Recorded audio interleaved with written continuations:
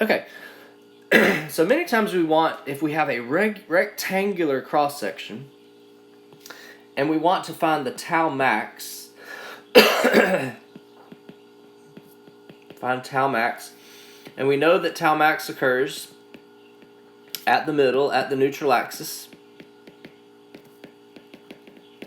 Alright, so let's see what this VQ over IT does at the very middle. It's pretty cool, and so we're going to develop a formula for finding the maximum shear stress at the middle of a beam that has a rectangular cross section, a rectangular base. So this total height. So what is tau max at the middle? VQ over IT. So it would be V. Alright, so Q is Y bar prime A prime. And A prime A prime would be base times height by 2. And then Y bar prime is the distance from the neutral axis to the centroid. And so if this is h by 2, this would be h by 4, right? The y bar prime would be h by 4. So that would be the Q. Now the I for a rectangular cross section, 1/12 BH cubed. Then the thickness, it's a uniform thickness of B this whole way. So what happens here? Let's see.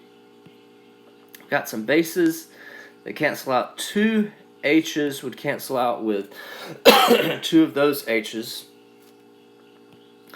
I've got height by 4 and 2. This is in the denominator.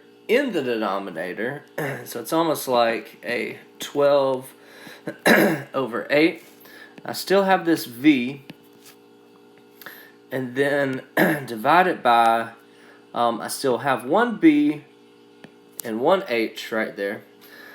So the tau max at the middle of a rectangular cross section, let's say 1.5, right? 1.5 or 3 by 2. V over, and that base times H is the area for a rectangular cross section. So this is only true for the middle or the maximum of a rectangular cross-sectional area